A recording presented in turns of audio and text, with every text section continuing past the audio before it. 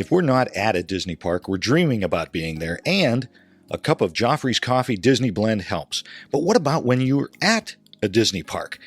The Joffrey's Disney Kiosk and Restaurant Locator will make sure you never miss out. Whether it's a cool drink on a hot summer vacation or a great cup of coffee at a Disney signature restaurant, Joffrey's has you covered. Check it out at Joffreys.com. Please stand clear of the doors. Por favor, manténganse alejado de las puertas. Please board quickly and safely. Our monorail will be departing momentarily. Thank you.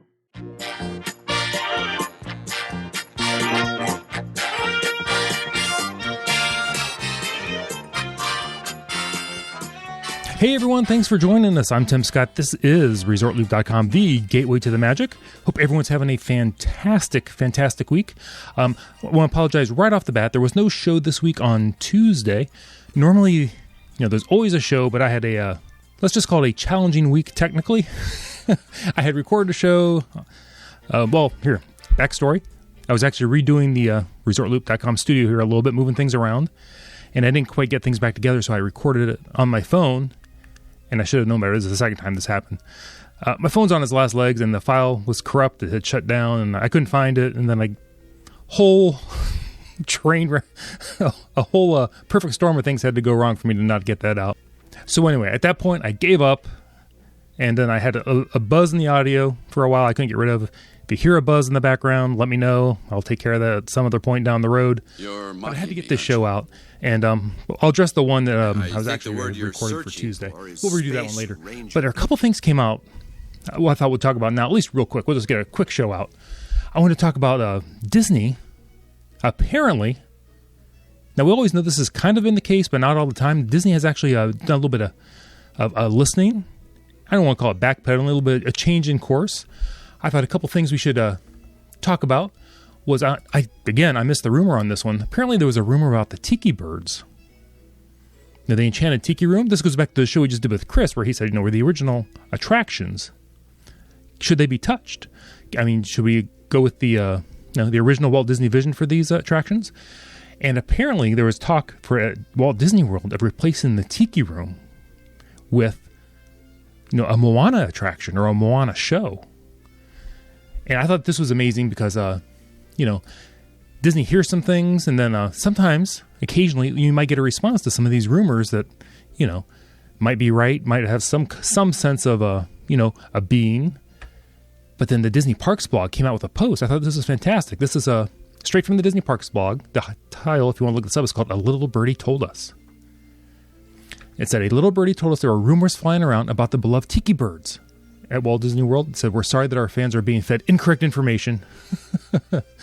And then they said, well, Toucan, that made me giggle. It was in quotes, like the bird Toucan, can play at that game. We deal in the facts, and they don't address rumors, but they do say, we're constantly evolving our stories, but these birds will continue to entertain our guests at the Magic Kingdom Park, just as they have done since 1971. Now, it doesn't say exactly have they been done, so there's a little bit of, maybe a little bit of wordplay here, but it doesn't sound like Moana's going to be there. And then they give the top 5 things to know and share with your friends about the Tiki Room. So I thought we'd just talk about these real quick before I go on to the next topic. It says Walt Disney's Enchanted Tiki Room is home to 88 singing birds and over 225 choreographed audio animatronic performers. Number 2, Walt Disney was inspired to pursue the concept of singing the birds after seeing a little mechanical bird on a trip to New Orleans. And I think you can see that bird on the in the Disney archives. I do believe I could be incorrect, but I think I've heard that. And the Tiki Room was originally envisioned as a restaurant with a show, but it eventually became the classic attraction that we knew today. And I think I even mentioned that on the show where we talked about the Tiki Room. If they wanted to throw a little restaurant in there, maybe higher end, or not counter service wouldn't work, but maybe a nice sit down, I'd probably be okay with that. Then they also say, number 4, a version of the attraction exists at Disneyland, Walt Disney World, and Tokyo Disneyland. It says, while the Walt Disney World attraction has gone through some changes over the years, it continues to delight thousands of guests each day. Now, I will say, I wasn't a big fan of the show between the original show and the current show. What was it, with Iago and Zazu? Was it Zazu? I think I saw that one once, and I was kind of done with that one. So, and then there was the mysterious fire. I don't know if you see my fingers doing the quote thing.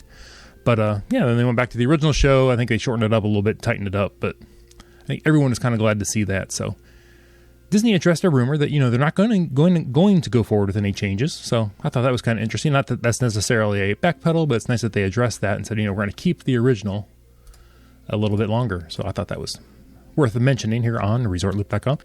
So the other news story that I thought was interesting this week, I don't know if you heard like a week or so ago, that out on the left coast at Disneyland, they started to put a little shop inside the Main Street Cinema.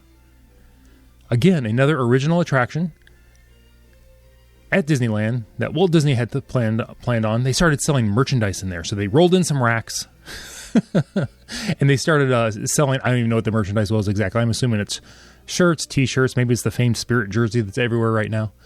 But then for less than a week, I'm going to read this from the Orange County Register. It says, for less than a week, Disney's Main Street Cinema sold merchandise inside the Vintage Movie Palace with the signs that said cartoons and collectibles out front for everyone to come in and see the show.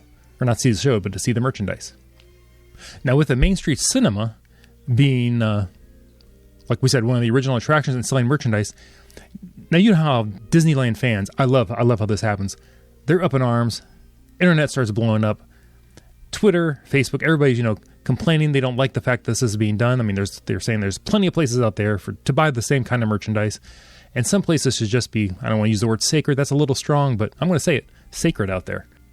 So after the merchandise was removed, now you'll find this fan, if you've listened to the show at all, according to, it's still the Orange County Register, after the merchandise was removed from the cinema and park benches have been moved into the theater to get visitors to sit and enjoy the films. And Disney had said, the benches are the next phase in a series of tests designed to increase interest in the cinema. Additional tests could include a snack option in the theater, maybe like popcorn. The merchandise test resulted in a 10-fold increase in visitors to the cinema. So Disney's spinning this as we're not really trying to sell the merchandise, we're trying to get people into the cinema to see the movies. Hey, as long as they're not touching the movies in there, they're bringing in park benches. It'll be interesting to see how a theater with seats might be a good thing. It says, we will continue to operate the Main Street Cinema as a theater, and there have been no changes to the film showings. Disneyland said in an official statement, we're looking at a variety of ways to drive interest in this beloved location. So, apparently it wasn't about selling merchandise. It was about getting people in to see the movies. Okay. It says, during the initial test, the brightly lit merchandise display stood next to and in front of the movie screens showcasing the early Disney animated films. Customers could purchase Disneyland souvenirs at a cash register inside the theater. And here the merchandise includes shirts, Minnie Mouse ears, plush dolls, and coffee mugs. And to me, that sounds like you can pretty much buy in everywhere else. And it was just another place, so... And Disneyland officials said the attraction, I'm quoting here, has not been turned into a retail shop and continued to operate as a cinema during the test. The initial test is one of the several ideas considered for the Main Street Cinema, officials say. So, yeah, it's a theater with a shop in it because there's no place I'd rather watch, like Avengers Endgame than having people with racks shopping for Mickey ears right in front of me. So I think the main takeaway is what I'm trying to get to today is, if you're unhappy with something Disney is doing, be vocal, let them know. Don't be rude. Don't be crazy. Don't do anything irrational. But, maybe send notes, send emails. I think mailing letters still works. If you want to, send them a little tweet, be respectful.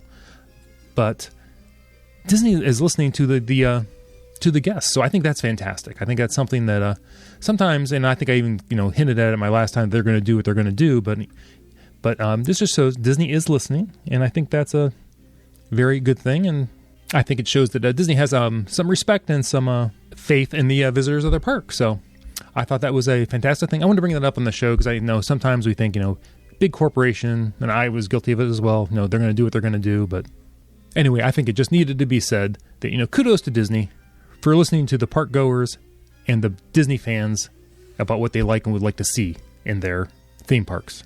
Now, if we can just get Disney to do something about the parking rates, I don't know if you saw, but the Disney parking rates have gone up.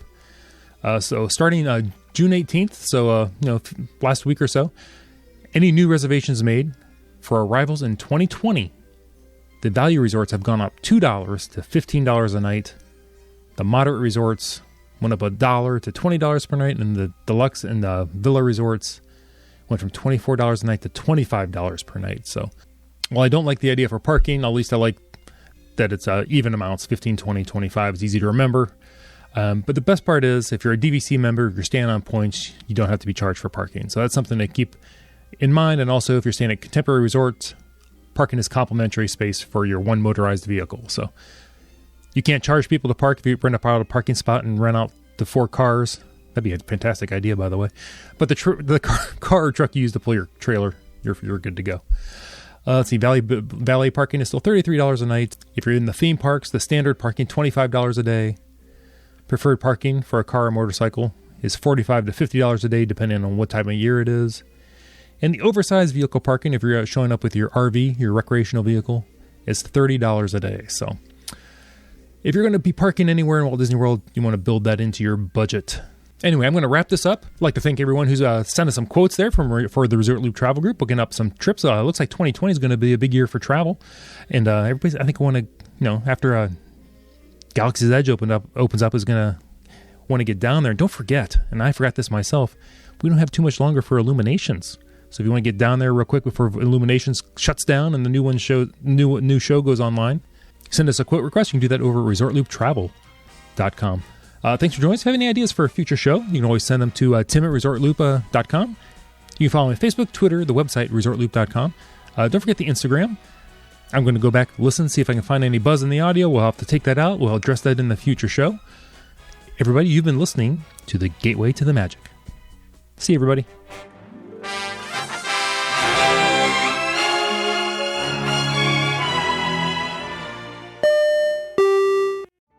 Vacation memories will stay with you and your family for a lifetime. The Resort Loop Travel Group was created with this in mind. Our fee-free services will relieve you of the stress and confusion of finding and booking the best vacation at the best price.